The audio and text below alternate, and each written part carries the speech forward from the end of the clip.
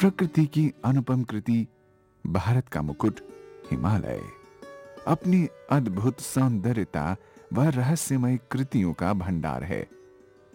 चारों दिशाओं में फैली भूलोक की हरियाली, मनमोहक उपवन, कल कल छल छल करती दुग्ध समान श्वेत जलधाराएं, नील गगन में विचरण करते पक्षियों की झुंड, चमचमाती हिमालय श्रृंखलाएं, संपूर्ण प्रकृति की अद्वितीय सौंदर्यता से परिपूर्ण इस भूलोक की एक अनुपम छवि है, जो संपूर्ण ब्रह्मांड के स्वामी भगवान श्री सदाशिव के सर्वप्रिय स्थानों में से एक है, जहां पर भगवान श्री भोले शंकर महादेव माता पार्वती सहित अपने प्रिय गणों के संग आवागमन करते हैं, जिनके स्वरूप की समस्त शास्त्रों व वेदों में यथावत पुष्टि की गई है, जो निर्गुण रूप होते हुए भी सगुण रूपी हैं, जिनका अंग कांति कर्पूर के समान गौर है, जो इस जगत के समस्त प्राणियों को शरण देने वाले सत्य स्वरूपी बाबा भोलेनाथ हैं। परमानंद स्वरूपी भगवान शिव शंकर भोलेनाथ के समान अपने भक्तों पर शीघ्र प्रसन्न होने वाला अन्य कोई देवता नहीं है। भगवान सदाशिव माता पार्वती सहित इस अनुपम अलौकिक हिम पर्वत में विराजित तीनों लोक व जगत के समस्त जीव मात्र की सुधि रखते हैं। श्री आदि कैलाश यात्रा भारतवर्ष में स्थित समस्त शिव तीर्थ यात्राओं में से सबसे कठिन, दुर्गम और सर्वोत्तम ऊंचाई पर स्थित पवित्र शिव तीर्थ यात्रा है। श्री आदि कैलाश यात्रा के दौरान मार्ग में भगवान शंकर के प्रसिद्ध तीर्थ स्थल श्री जागेश्वर धाम और पाताल भुवनेश्वर के संपूर्ण दर्शन होते हैं। शिव है विद्याधान, शिव है ज्ञान, शिव विज्ञान, शिव। हिमालय की विराट श्रृंखलाओं के मध्य में बसा रमणीय स्थल कुमाऊं मंडल, शिव शिव है विद्याधान, शिव है। इसे देवभूमि की उपाधि दी गई है। भूलोक की इस पवित्रतम भूमि की गोद में अलौकिक पर्वत श्रृंखलाएं, पूजनीय मंदिर गुफाएं हमारी धार्मिक व आध्यात्मिक चेतना का मर्म स्थल हैं। देवदारों के घने जंगलों के बीच देवभूमि की महानगरी महामृत्युंजय मंदिर श्री जागेश्वर धाम बसा है। पुराणों में मान्यता है कि यह स्थान भगवान भोले शंकर के 12 ज्योतिर्लिंगों सहित सारे ज्योतिर्लिंगों का उद्गम स्थान है।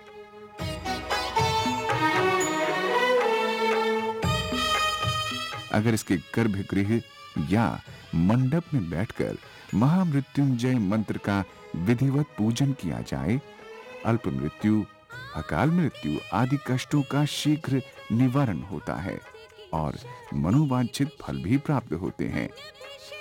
चीड़, देवदार, बांज आदि वृक्षों के जंगलों से निकलते हुए भगवान भुवनेश्वर की एक और महानगरी विराजमान है, जिसे पाताल भुवनेश्वर कहते हैं, जहां तीनों लोक एवं चारों धाम के एक साथ दर्शन होते हैं। पुराणों में यह मान्यता है कि अगर पाताल भुवनेश्वर के संपूर्ण दर्शन कर लिए जाएं, तो फिर किसी धाम के दर्शन करने की आवश्यकता ही नहीं पड़ती और जीव मात्र को अवश्य ही मोक्ष मिलता है। श्री आदि कैलाश तीर्थ स्थल नेपाल व पश्चिमी तिब्बत से लगा हुआ है, जिसकी ऊंचाई समुद्र तल से लगभग 19,000 फीट है, जिसे छोटा कैलाश भी कहते हैं। इस कठिनतम यात्रा को करने से पूर्व प्रत्येक व्यक्ति को भगवान के प्रति अटूट भक्ति व आस्था का दृढ़ विश्वास रखना अति आवश्यक है, जो प्राणी मात्र को प्रभु के द्वार तक अवश्य ले जाएगा। काठगोदाम तीन ओर पहाड़ियों से घिरा उत्तरांचल का एक रमणीय स्थल है, जो जिला नैनीताल, तहसील हल्द्वानी के अंतर्गत आता है।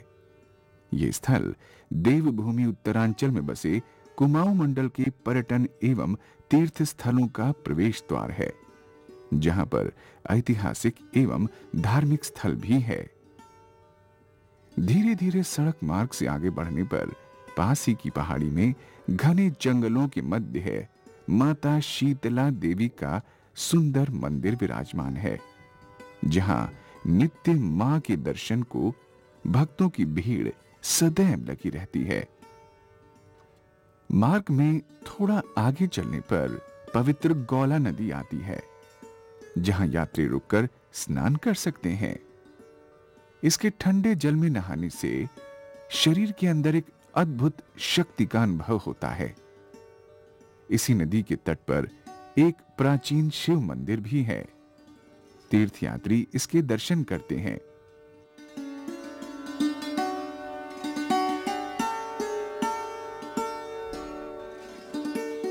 आगे की यात्रा के लिए सड़क मार्ग ही एकमात्र साधन है। तीर्थयात्री उतार चढ़ाव भरी घाटियों और पहाड़ियों के दर्शन करते हुए कुमाऊं की सुरम्य वादियों से 28 किलोमीटर की दूरी तय करके भीमताल पहुंचते हैं।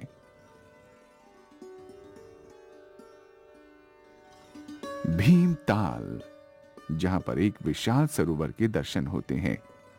जो भी व्यक्ति इस सरोवर के पहली बार दर्शन करता है, वो थोड़े समय के लिए यहीं का हो जाता है। इस सरोवर के तट पर एक भीमेश्वर नाम का मंदिर है। पुराणों में यह मान्यता है कि जब पांडव अज्ञातवास के दौरान यहां आए थे, तब महाबली भीम ने अपने गदा के प्रहार से इस झील की रचना की थी। तब से इस झील का नाम भीमताल पड़ा। यहीं से कारकोटिक पर्वत शिखर देखा जा सकता है। इस पर्वत शिखर पर किसी समय कारकोटिक नाग का निवास था। भीमताल एक रमणीय एवं आकर्षक स्थल है और ये झील नौका विहार के लिए महत्वपूर्ण स्थान है।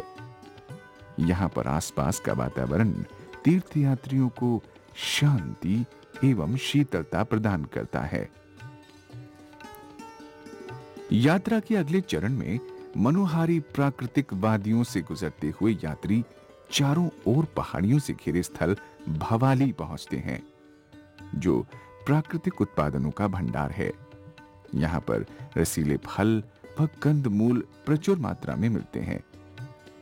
यात्रीगण यहां पर कुछ देर रुककर प्रकृति के अनमोल इन फलों का सेवन करते हैं और भगवान भोलेनाथ का जय घोष लगाते हुए आगे की यात्रा प्रारंभ करते हैं।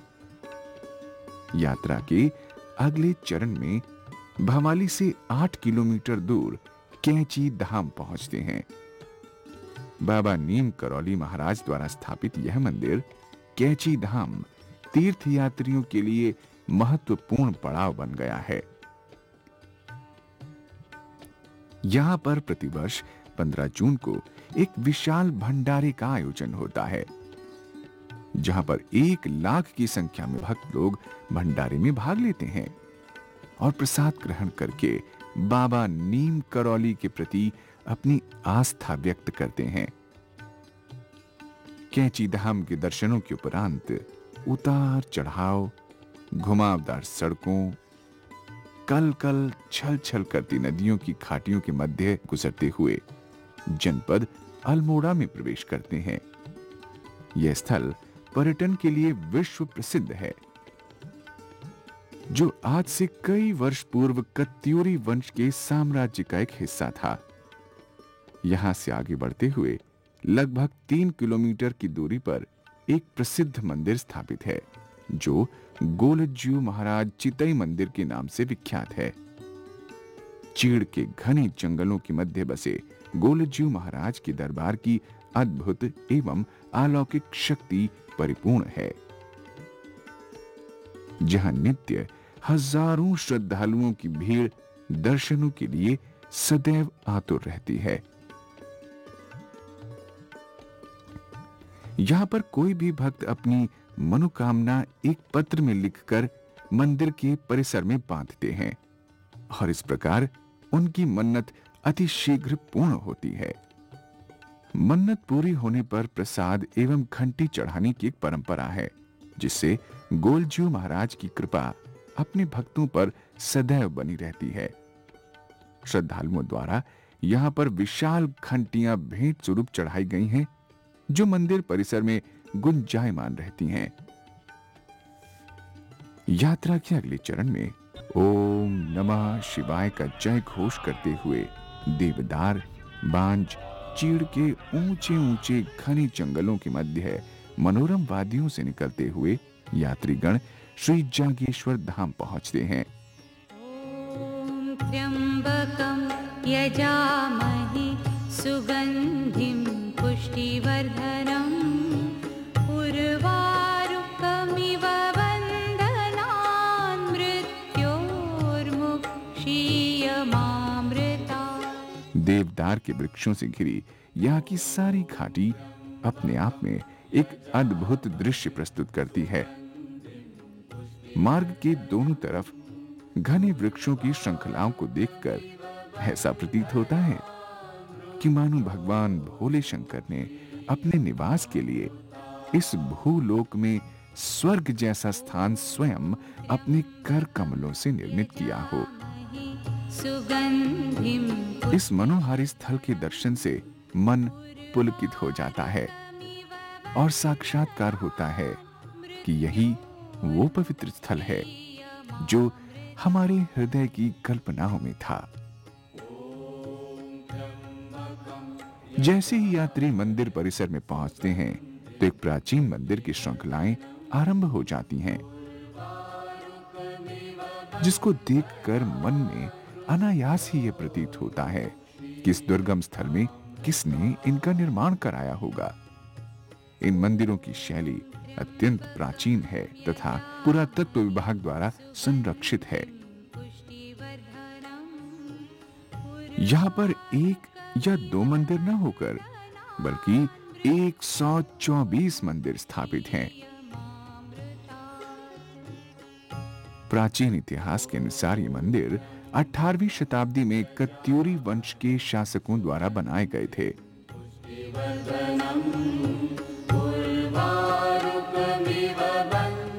जिनमें महामृत्युंजय मंदिर, जागेश्वरनाथ, केदारनाथ, नीलकंठेश्वर, दंडेश्वर, पुष्टि देवी, लकुलीश, नवग्रह मंदिर, कुबेर प्रमुख हैं, जिनमें नित्य विधिवत पूजा अर्चना होती है। प्राचीन इतिहास एवं पुराणों के अनुसार सप्त ऋषियों के श्राप के निवारण हेतु भगवान भोले शंकर ने प्रसन्न होकर वरदान दिया कि तुम ज्योतिर्लिंग रूप में मेरी विधिवत पूजा अर्चना करो, जिससे तुम श्राप मुक्त हो जाओगे और यहीं से सृष्टि में सारे ज्योतिर्लिंग की उत्पत्ति होगी।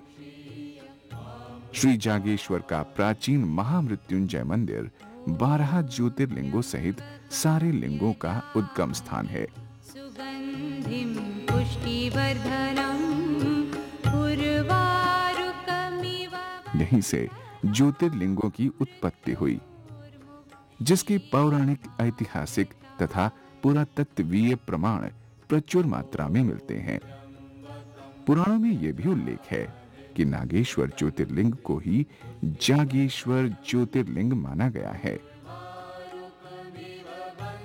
नागेश्वर ज्योतिर्लिंग के लिए देवदारों के वन का होना आवश्यक है, इसलिए नागेश को हिमालय में कहीं स्थित होना चाहिए। दक्षिण एवं पश्चिम भारत में इसकी स्थिति संभव हो ही नहीं सकती। इससे ये कल्पना की जा सकती है कि नाग मंदिरों के मध्य में नागेश नाम का कोई मंदिर कुमाऊं में आदिकाल से मौजूद था। महामृत्युंजय मंदिर तथा उसका शिखर जागेश्वर के समस्त मंदिरों में से ऊंचा है। पुरातत्ववेत्ताओं के अनुसार इसका निर्माण सभी मंदिरों में पुराना है और ये सबसे सुंदर भी है, जिसके बाहरी दीवारों पर पौराणिक मूर्तियां उत्कीर्ण हैं। इसकी दीवारों तथा खंभों पर शिलालेख उत्कीर्ण हैं।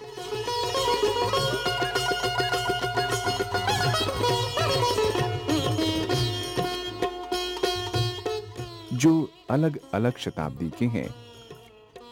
इन लेखों से ये पता चलता है कि भारत के सभी कोनों से लोग यहां तक पहुंचते रहे हैं। इन शिलालेखों से इस मंदिर की प्राचीनता का महत्व और भी बढ़ जाता है। मंदिर का परिसर बहुत ही सुंदर व शांत है।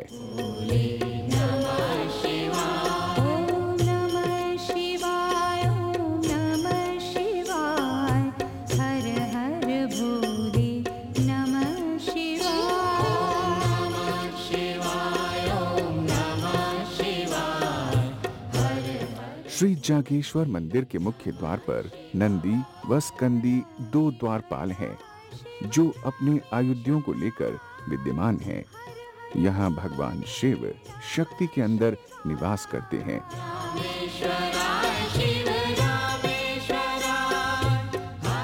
इनके बारे में कहा जाता है कि शिव पार्वती का यह लिंग अर्धनारीश्वर संसार में अनूठा है।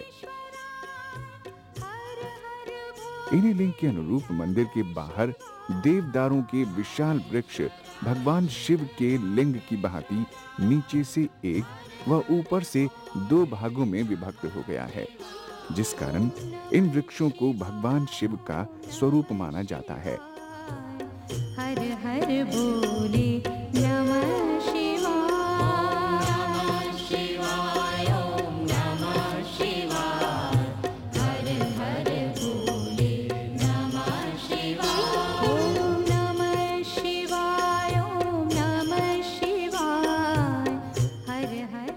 महामृत्युंजय मंदिर सब मंदिरों में विशाल मंदिर है। अंदर में महामृत्युंजय जी का बड़ा व शोभायमान लिंग है। इनका पूजन करने से मन मांगा वर अवश्य प्राप्त होता है।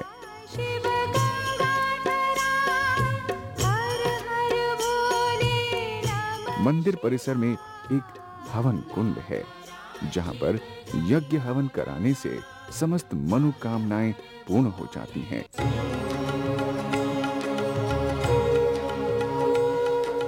मृत्युंजय महादेव त्राहि माम शरणागतम् जन्म मृत्यु जरा व्याधि पीडितं कर्म बन्धनैः।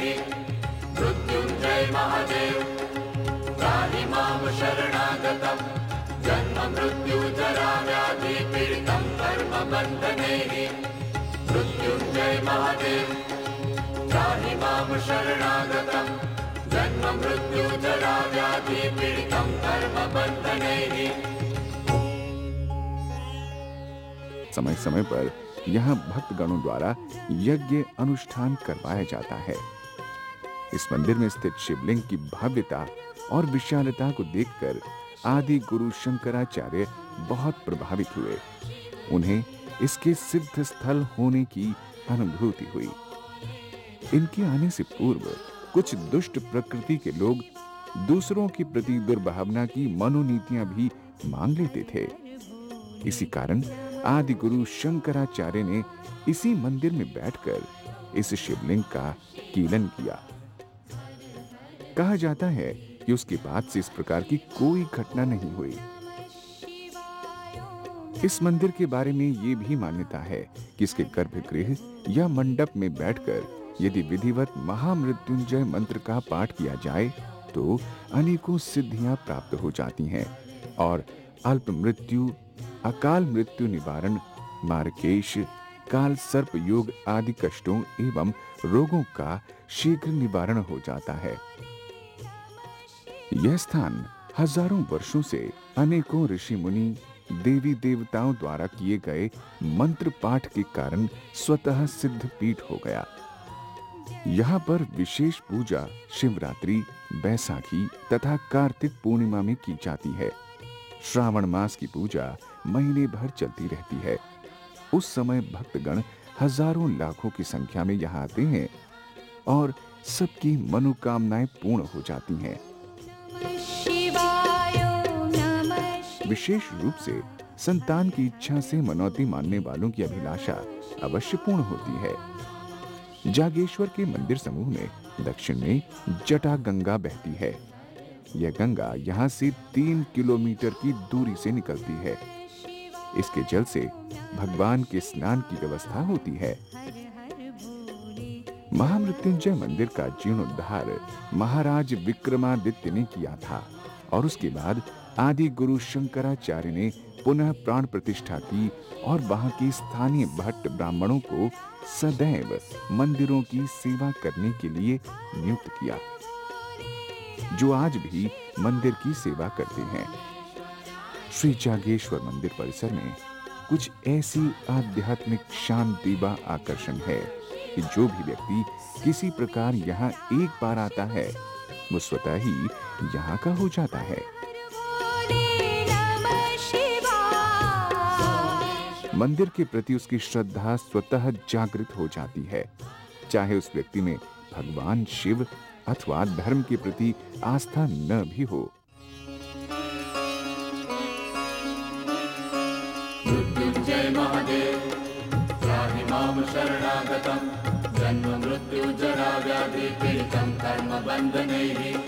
मृत्युंजय महादेव त्राहि मां शरणागतं जन्म मृत्यु जरा व्याधि पीडितं कर्म बन्धनैः। मृत्युंजय महादेव त्राहि मां शरणागतं जन्म मृत्यु जरा व्याधि पीडितं कर्म बन्धनैः। मृत्युंजय महादेव त्राहि मां शरणागतं जन्म मृत्यु जरा व्याधि पीडितं कर्म बन्धनैः। मृत्युंजय महादेव त्राहि मां शरणागतं जन्म मृत्यु जरा व्याधि पीडितं कर्म बन्धनैः। मृत्युंजय महादेव त्राहि मां शरणागतं जन्म मृत्यु जरा व्याधि पीडितं कर्म बन्धनैः। मृत्युंजय महादेव त्राहि मां शरणागतं जन्म मृत्यु जरा व्याधि पीडितं कर्म बन्धनैः। मृत्युंजय महादेव त्राहि मां शरणागतं जन्म मृत्यु जरा व्याधि पीडितं कर्म बन्धनैः। मृत्युंजय महादेव त्राहि मां शरणागतं जन्म मृत्यु जरा व्याधि पीडितं कर्म बन्धनैः। मृत्युंजय महादेव त्राहि मां शरणागतं जन्म मृत्यु जरा व्याधि पीडितं कर्म बन्धनैः। यात्रा के अगले चरण में यात्रीगण कुमाऊं की हरी भरी वादियों, सीढ़ीदार खेतों, ऊंची नीची पर्वत श्रृंखलाएं, कल कल छल छल करती नदियां, इन्हीं के मध्य सड़क मार्ग से गुजरते हुए यात्री प्रकृति की छटा को देखकर पुलकित हो जाते हैं।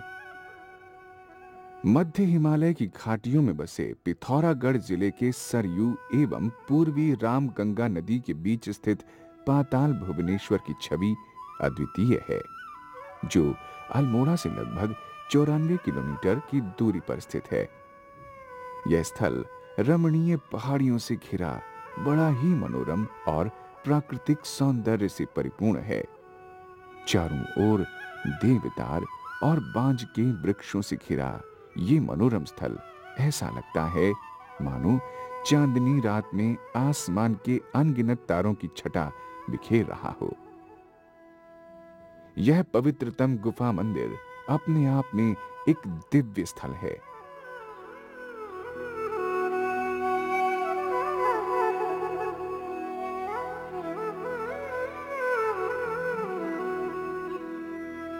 गुफा का द्वार अति संकीर्ण है। गुफा के प्रवेश द्वार से नीचे उतरने पर 82 छोटी छोटी सीढ़ियां हैं। नीचे उतरकर एक मैदान के दर्शन होते हैं, जहां पर शेषनाग के दर्शन होते हैं, जो विशाल फन फैलाए हुए है। संपूर्ण पृथ्वी को अपने सिर पर धारण किए हुए है। इसके थोड़ा सा आगे बढ़ने पर एक सुंदर हवन कुंड है, जिसके ऊपर तक्षक नाग बना हुआ है और इसी के बगल में वासुकी नाग है। थोड़ा सा आगे चलने पर आदि श्री गणेश के दर्शन होते हैं, जिनका सिर कटा हुआ है। इसके ठीक ऊपर से ब्रह्म कमल द्वारा कटे शरीर पर पुनर्जीवन के लिए जलाभिषेक हो रहा है। इसके ठीक सामने महान धाम केदारनाथ, बद्रीनाथ, अमरनाथ लिंग के रूप में विराजित हैं। यही एक ऐसा स्थान है जहां पर 4 धाम के एक दृष्टि में दर्शन होते हैं। ये सब इसी पाताल लोक में विद्यमान है। इस धाम के साथ ही काल भैरव की जीभ लटकती हुई दिखाई पड़ती है। इनके मुंह में ब्रह्मलोक का मार्ग दिखाया हुआ है। यहां से प्राणी मात्र को मोक्ष की प्राप्ति हो जाती है।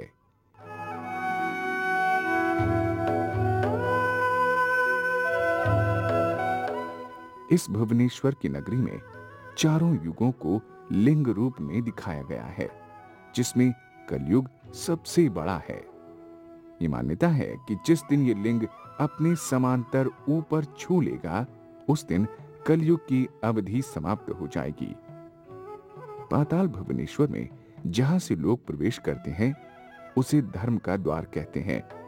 इसके बाईं ओर पाप द्वार है, जो त्रेता युग में रावण के मरने के बाद बंद हो गया, और दाईं ओर रण द्वार है, जो द्वापर युग में महाभारत युद्ध के बाद बंद हो गया, तथा चौथा द्वार मोक्ष का द्वार है। ये मान्यता है कि यह द्वार सतयुग की समाप्ति पर बंद हो जाएगा।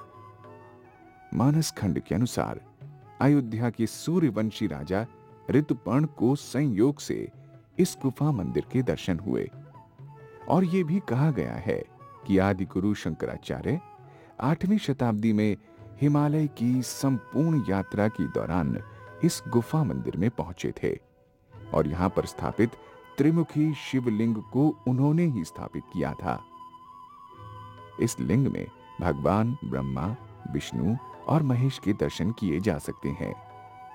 यह पवित्रतम गुफा मंदिर अपने आप में एक दिव्य स्थल है, जो ब्रह्मांड के 33 करोड़ देवी देवता व नाग कन्याओं का निवास स्थान है, जो भगवान भुवनेश्वर की ही नहीं बल्कि संपूर्ण ब्रह्मांड की धरोहर है। इस गुफा में घटित युगों का सचित्र वर्णन है, जहां पर कोई भी व्यक्ति अपनी आंखों से उसका दर्शन कर सकता है। यात्रा के अगले चरण में यात्रीगण कुमाऊं की मनोरम वादियों से गुजरते हैं। यात्री अल्मोड़ा से 251 किलोमीटर का सफर तय करते हुए धारचूला पहुंचते हैं।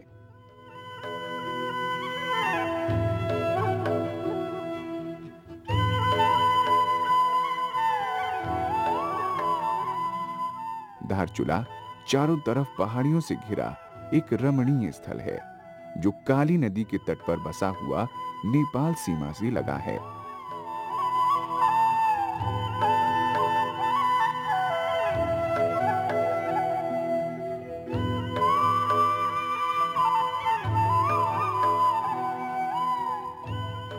यहाँ पर प्रायः भोटिया जनजाति के लोग रहते हैं, जो अपने नित्य कार्यों में व्यस्त रहते हैं।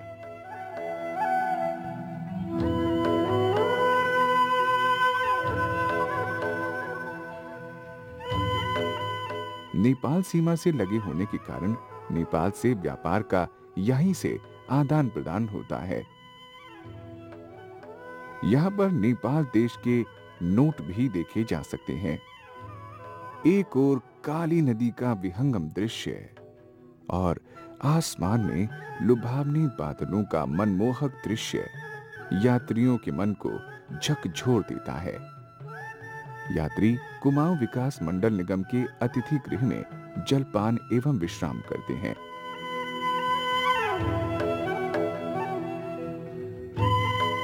कुमाऊं विकास मंडल निगम का विश्राम गृह सुंदर एवं सुविधाजनक है। यात्री भोर की पहली किरण के साथ भगवान भोलेनाथ का जय घोष करते हैं।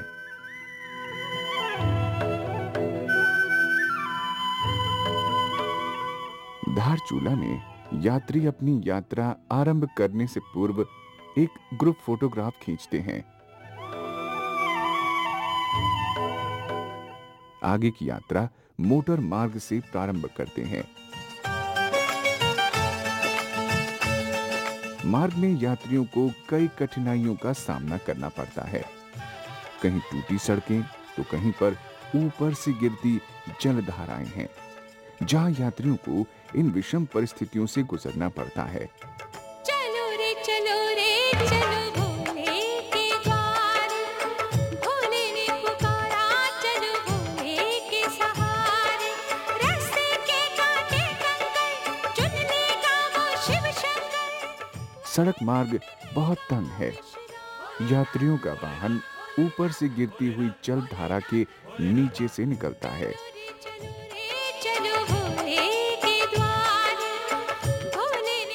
भगवान भोले शंकर के दर्शनों की अभिलाषा लिए हुए यात्री 35 किलोमीटर का सफर तय करके मांगती पहुंचते हैं। मांगती पहुंचकर यात्री विश्राम आदि से निवृत्त होते हैं। उसके बाद प्रकृति के मनोरम दृश्य को निहारते हैं।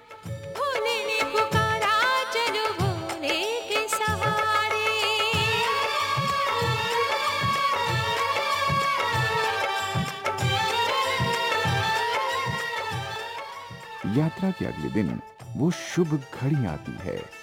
यात्री अपनी यात्रा वास्तविक रूप में पैदल शुरू करते हैं।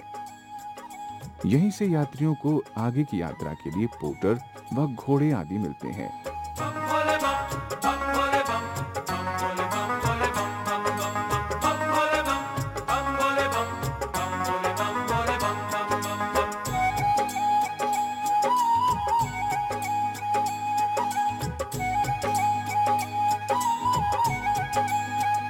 मनवा चल शिव धाम रे, जपता चल शिव नाम रे।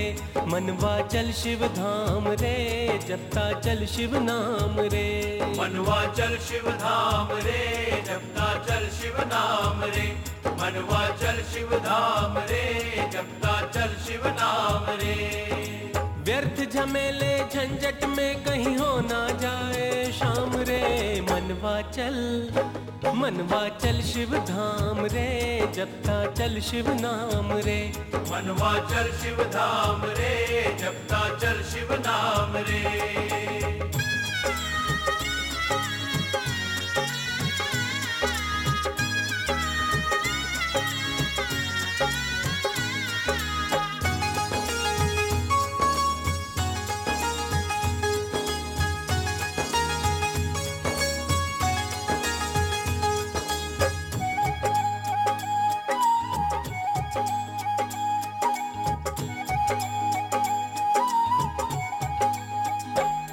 तू शिव का सहारा लेकर चल दे भक्ति की डगर पर। राहों के कांटे कंकर सब दूर करेंगे शंकर। मार्ग में चढ़ाई उतराई रहती है, जहां यात्रियों को निरंतर कठिनाइयों का सामना करना पड़ता है। लेकिन यात्रा लगभग घने जंगल के बीच से है।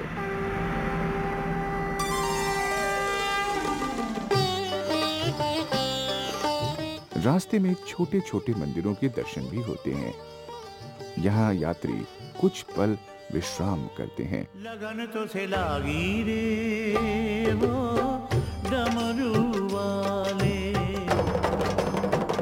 लगन तो से लागी रे वो डमरू वाले। डमरू वाले भोले भाले शिव शंकर मत वाले। डमरू वाले भोले भाले शिव शंकर मत वाले। लगन तो से लागी रे हो डमरू वाले। लगन तो से लागी रे हो डमरू वाले। मार्ग में नन्हे मुन्ने स्कूल के बच्चों द्वारा यात्रियों का स्वागत होता है।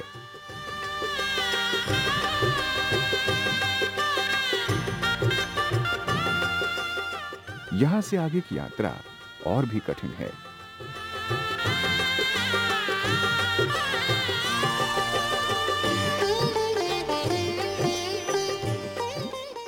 यात्री गुफानुमा कटे चट्टान व ऊपर से गिरती जल धाराओं के बीच से निकलते हैं। जय शिव गंगाधारी, हाथ त्रिशूल है डमरू वाला, अंग भस्म त्रिपुरारी। दर्शन कर ले मूरख मनवा, दर्शन कर ले मूरख मनवा, बिगड़ी अपनी बना ले। लगन तो से लागी रे हो डमरू वाले, लगन तो से लागी रे हो डमरू वाले।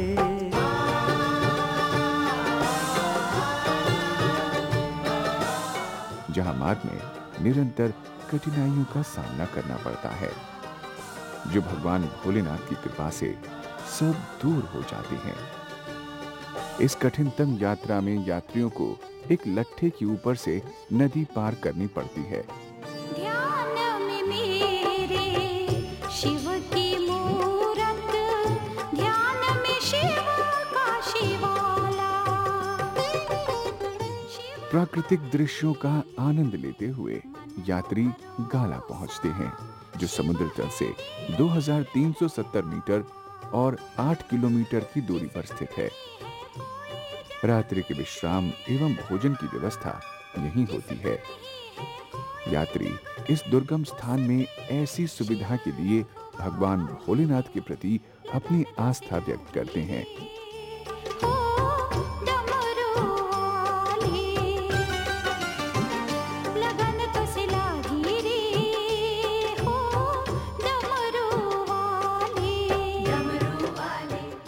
यात्रा के अगले दिन यात्री प्रकृति की गोद में बसे हिमाच्छादित पर्वत श्रृंखलाओं के दर्शन करते हैं। यहां से आगे की यात्रा सबसे खतरनाक है। यहां पत्थरों के तीव्र ढाल युक्त मार्ग से आगे बढ़ना होता है। पैरों को जमा कर रखना पड़ता है, अन्यथा काली नदी में पूरा पूरा गिरने का भय बना रहता है।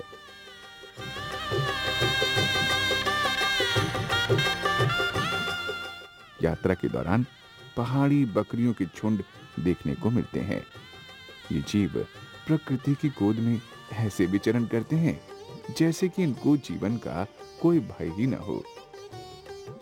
भगवान भोलेनाथ का सर्वप्रिय स्थान ही तो कुछ ऐसा ही है, जहां पर जीव मात्र के मन की सारी शंकाएं स्वतः ही दूर हो जाती हैं। शिव भक्तों के महादेव हैं, जन जन के हितकारी।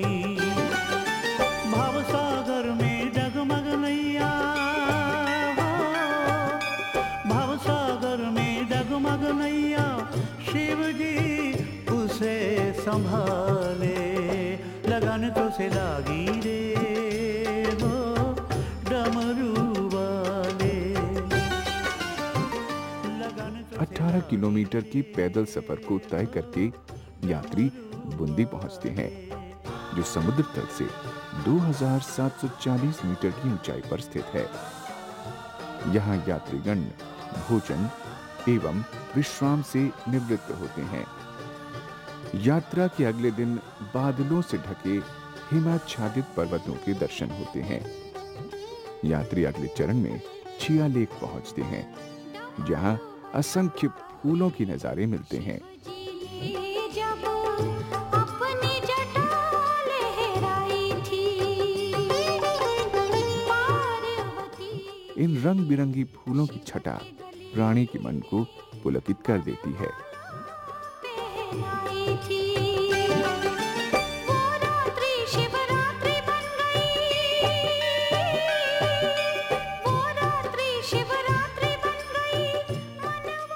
हिमालय के इस मनोरम दर्शनों का नजारा भगवान के प्रति भक्त की आस्था का अटूट बंधन बन जाता है। लगन कस लागी रे हो डमरू वाले भोले भाले शिव शंकर मतवाले डमरू वाले भोले भाले शिव शंकर मतवाले। यात्री 17 किलोमीटर का सफर तय करते हैं और अगले पड़ाव में गुंजी पहुंचते हैं, जो समुद्र तल से 3500 मीटर की ऊंचाई पर स्थित है। ओम नमः शिवाय ओम नमः शिवाय हर हर भोले नमः शिवाय नमः शिवाय ओम नमः शिवाय हर हर भोले। यात्रा के अगले चरण में यात्री गुंजी से 9 किलोमीटर की दूरी तय करके काला पानी पहुंचते हैं, जो समुद्र तल से 3600 मीटर की ऊंचाई पर स्थित है। यहाँ पर काली माँ का सुंदर मंदिर और काली नदी का उद्गम स्रोत है। जय जय अम्बे भवानी जय जय शिव पशुपति जय जय अम्बे भवानी जय जय शिव पशुपति जय जय अम्बे भवानी जय जय शिव पशुपति। यहाँ व्यास गुफा के दर्शन होते हैं। इसी गुफा में वेद व्यास जी ने महाभारत एवं अन्य पौराणिक ग्रंथों की भी रचना की थी। जय जय अम्बे भवानी जय जय शिव पशुपति जय जय अम्बे भवानी जय जय शिव पशुपति जय जय अम्बे भवानी जय जय शिव पशुपति जय जय अम्बे भवानी जय जय शिव पशुपति जय जय अम्बे भवानी। यात्रीगण माता के दरबार में विधिवत पूजा अर्चना करते हैं और आगे की सफल यात्रा के लिए मां का आशीर्वाद लेते हैं। भवानी जय जय शिव पशुपति जय जय अम्बे। यह स्थल अंतर्राष्ट्रीय सीमा के निकट होने के कारण यहाँ पर भारत तिब्बत सीमा पुलिस के जवान वर्ष भर सीमा की चौकसी करते रहते हैं।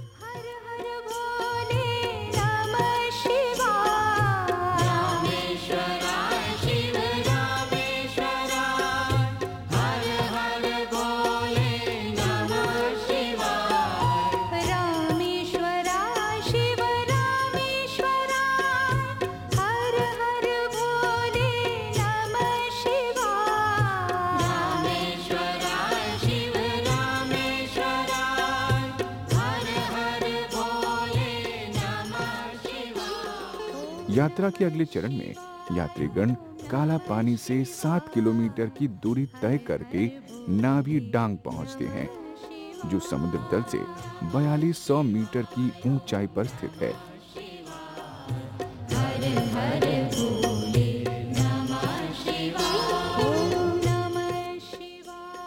नावी डांग पर्वत नाभि के आकार का पहाड़ है। इस कारण इस पर्वत का नाम नावी डांग पड़ा।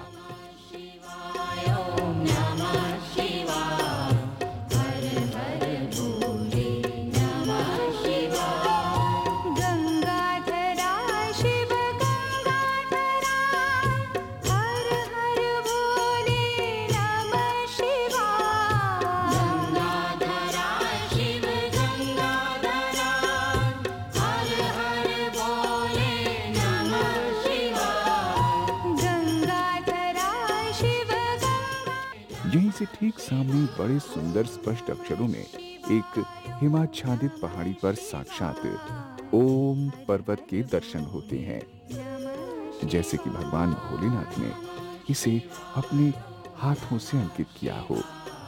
इस पर्वत पर चट्टान की आकृति ऐसी है कि बर्फ केवल ओम के आकार में एकत्रित हो सकती है। शिवाय हर हर भोले नमः शिवाय नमः शिवाय ओम नमः शिवाय हर हर भोले ओम पर्वत के दर्शन करके आदि कैलाश यात्री वापस कुंजी पहुंचते हैं और आदि कैलाश यात्रा के लिए आगे की रवानगी करते हैं।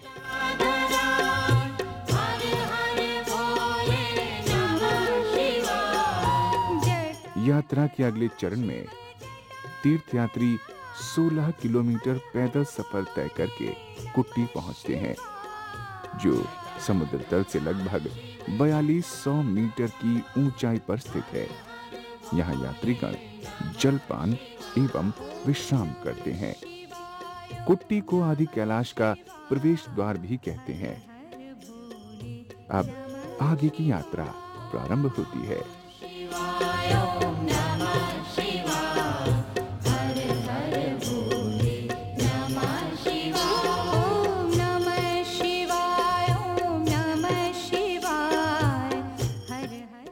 तीर्थयात्री कुट्टी से लगभग 12 किलोमीटर का सफर तय करके जोलिंग कांग पहुंचते हैं। ये स्थान समुद्र तल से लगभग 4752 मीटर की ऊंचाई पर स्थित है। यहाँ से पार्वती मुकुट पर्वत के दर्शन होते हैं। लगभग 2 किलोमीटर दूरी पर पार्वती कुंड है। इसके आसपास कुछ दूरी पर एक और कुंड है जिसे गौरी कुंड कहते हैं। कहा जाता है कि पार्वती कुंड में स्नान करने से मनुष्य समस्त पापों से मुक्त हो जाता है।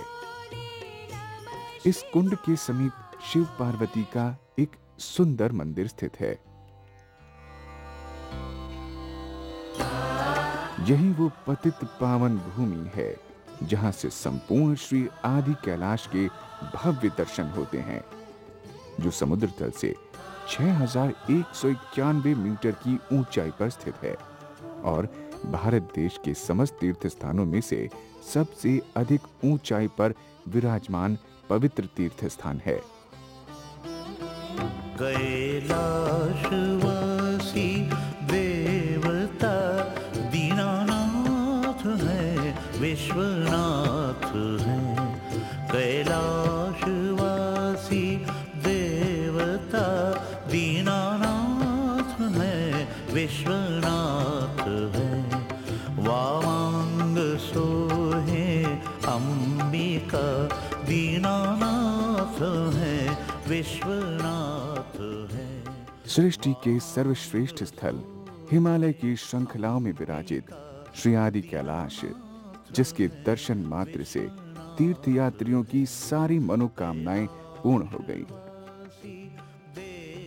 जिनके दर्शनों के लिए स्वयं को भोलेनाथ के चरण कमलों में अर्पित कर दिया था, वो शुभ घड़ी आज और अभी आ ही गई।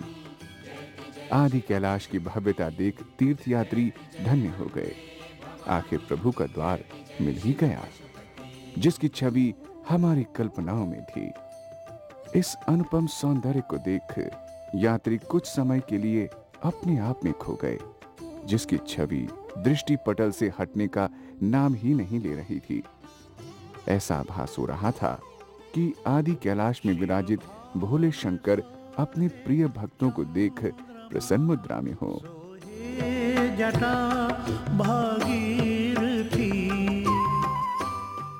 श्री आदि कैलाश के भव्य दर्शन करने के उपरांत यात्रियों का मन भाव विभोर हो जाता है और जीवन की सारी अभिलाषाएं मानो क्षण मात्र में पूर्ण हो जाती हैं। प्रभु नील कंठ दिगंबरा, शोभा तुल छवि राजती।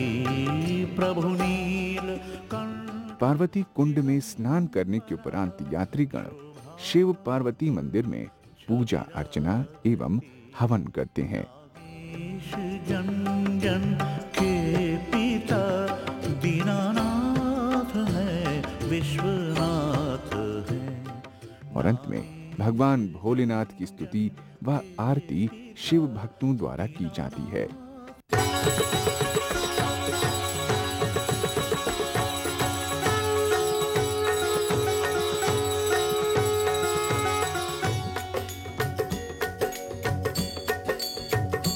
ओम जय शिव ओंकारा, प्रभु हरि शिव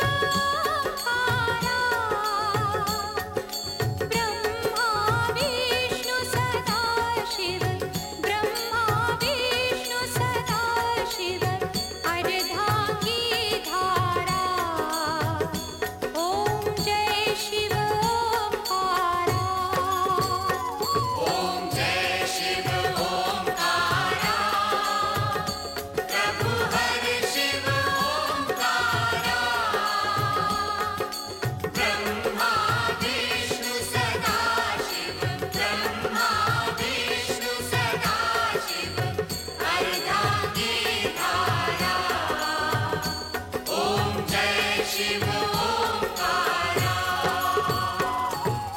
एकानन चतुरानन पंचानन राजे, स्वामी पंचानन राजे। हंसानन गरुडासन, हंसानन गरुडासन। वृषवाहन साजे, ओम जय शिव ओंकारा।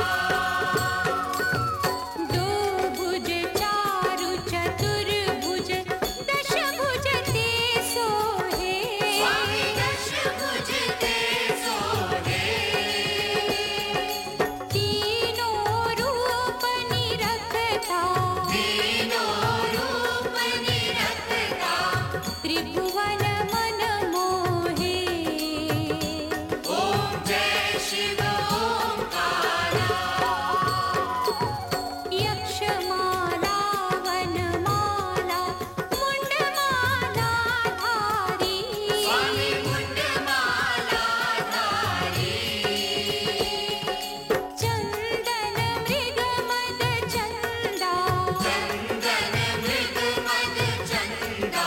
भोले शुभकारी, ओम जय शिव ओंकारा। श्वेतांबर पीतांबर बाघांबर अंगे, स्वामी बाघांबर अंगे। ब्रह्मादिक सनकादिक, ब्रह्मादिक सनकादिक। भूतादिक संगे, ओम जय शिव